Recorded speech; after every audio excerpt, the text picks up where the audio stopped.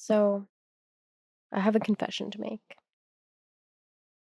I'm kind of obsessed with my Prius.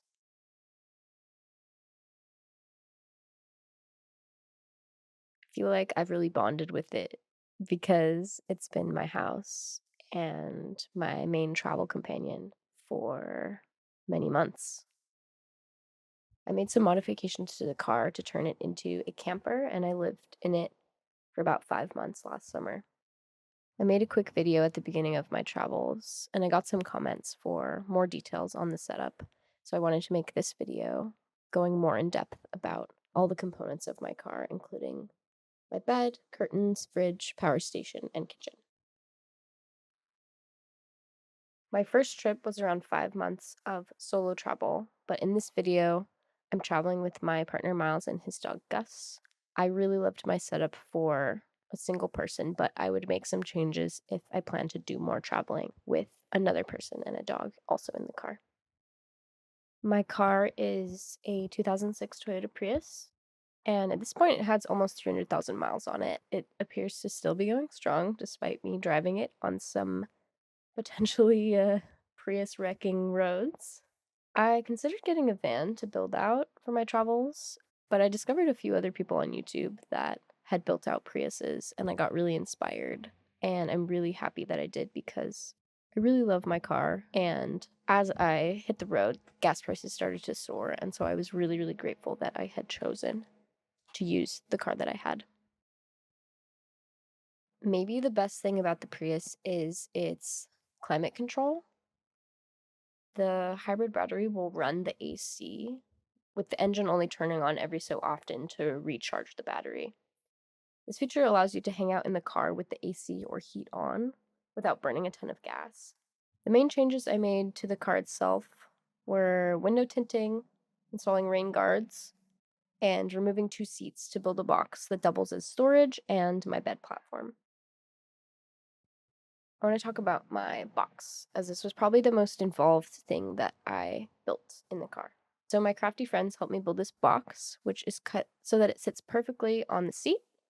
I made sure the box can easily be removed so that the hybrid battery is still accessible if that needs to be maintained. I added carpet to the base of the box to make it a soft surface rather than the weird metal and glue that was there when I pulled the seat up.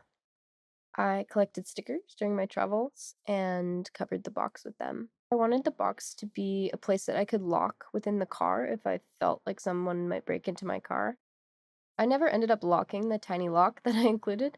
I just parked in places where I felt safe, and I got lucky that no one tried to break in. My car is also very, very stealth. It just looks like the beat up old Prius that it is from the outside. I don't have anything on the roof or any racks on the back, so it just looks like a trashy Prius. The box is a bit hard to access, but it was really useful to expand my storage capacity while creating a platform for the bed. If I did it differently in the future, I might not make the sides solid or somehow make it more easily accessible. But in all, it worked really well for my needs. So I'm really happy with that. And thank you to all the friends that helped me with building this box. Now I want to talk about my bed, which goes on top of the box. My bed is composed of two pieces of foam, one single layer or doubled up. So if it's just me, I will double them up, and that gives me 4 inches of foam, which is super comfortable.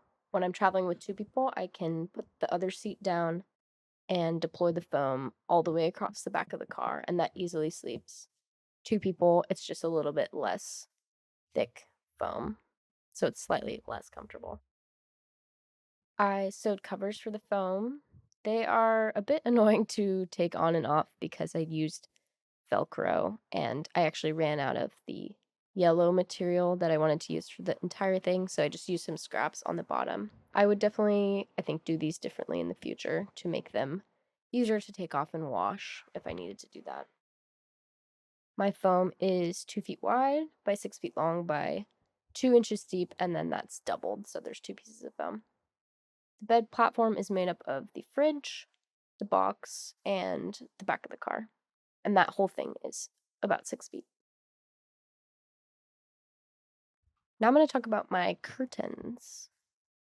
I got my curtain idea from a fellow Prius dweller's blog. And these curtains are polar fleece. They are 2 layers thick, and they are secured with a combination of magnets and Velcro.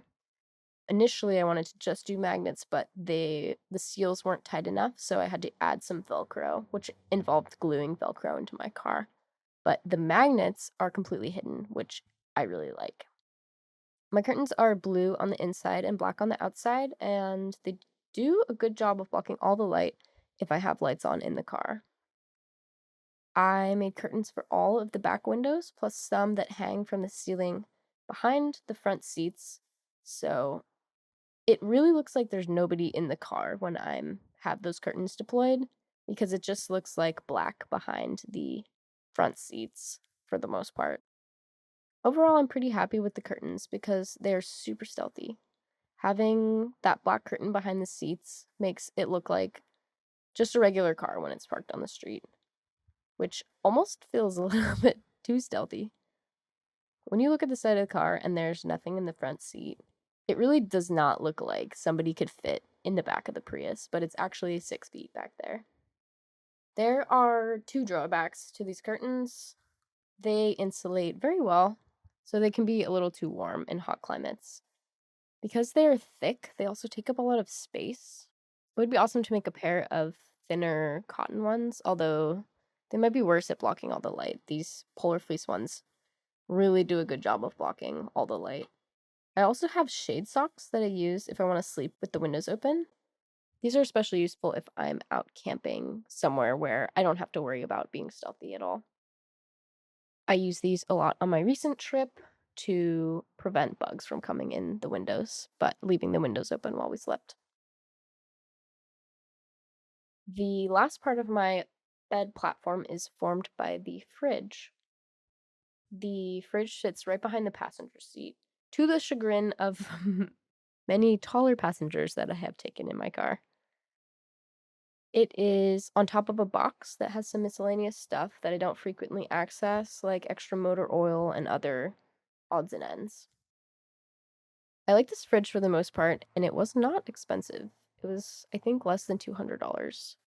And it's been working for me just fine for over a year now. My fridge is powered by a Blue Yeti EB55 power station. This power station can be charged in multiple ways, with this solar panel that can be unfolded and easily deployed, as well as by the car when driving, or if I am staying somewhere, I can plug it into a wall outlet. I like this battery as it fit perfectly in the place where I wanted to put it, plus it worked well for my needs. I think I would go for a battery with more capacity if I had to choose again, as I was constantly having to charge it up, especially when traveling in the southeast in the summer, because the fridge would just run all the time. If you don't want to be thinking constantly about charging your battery, I would not recommend a battery with this capacity. One other small complaint was that if the fridge did not kick itself on for a while, such as like during the night, the power station would turn off the power to the fridge. Sometimes I would wake up and my fridge would not be on. Because of that, I wanted to be able to monitor the temperatures in the fridge. So I installed one of those indoor-outdoor weather sensors, and I placed the outdoor sensor inside the fridge. And then I put the monitor in the front seat so that I could keep an eye on it. And it helped mitigate any sneaky fridge turnoffs. So I have this Blue Yeti solar panel that I bought with the power station, and I really like it. It folds up and gets stored really easily in the car, and I can deploy it. Often I would deploy it on the roof, or I would put it out facing the sun if I was in a good camp spot. I like the flexibility of having solar that I can move around because sometimes you want to park in the shade, but you still want the solar to be going. So you can put the solar elsewhere. My kitchen supplies live in this white trash can that usually sits right behind the back passenger seat. My main goal with my kitchen setup was to have the ability to cook inside the car, which to me means not using any gas. So I had a couple of electric cook items that helped me to do this when I needed to. It was nice to have the backup of a backpacking stove as well that I could use when I was not forced to be in the car because, like I said, that battery didn't really have enough capacity to be cooking often with the electrical. I mainly had two pieces of electric cookware. One was a pot, and the other one was a hot water maker. So my pot had a couple different settings. It could pull 300 or 600 watts. The other thing was a hot water maker, and I use this fairly often to make coffee in the mornings.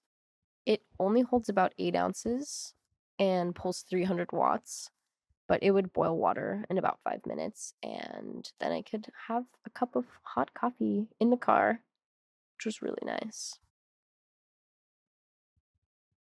I also bought a tiny waffle maker at one point because I was really craving having waffles in the car with me, and I thought it would be really ridiculous, a novel to be able to make waffles in my Prius.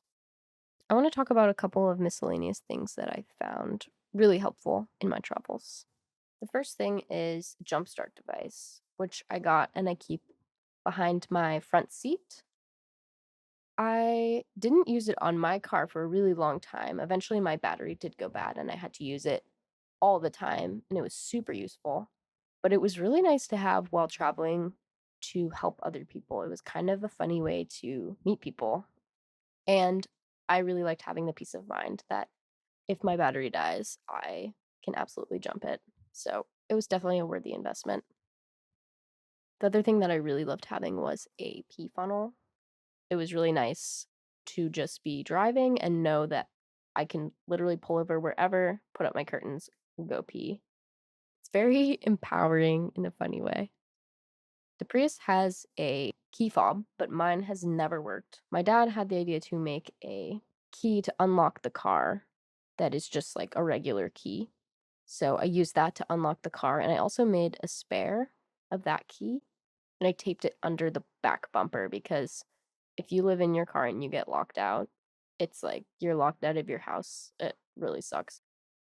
I really loved the freedom that the Prius gave me because gas was not a huge deal in the Prius.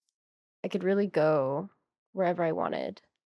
I love the feeling of being self contained, of having my entire life at the moment in this small bean and just being able to go and have everything that I needed.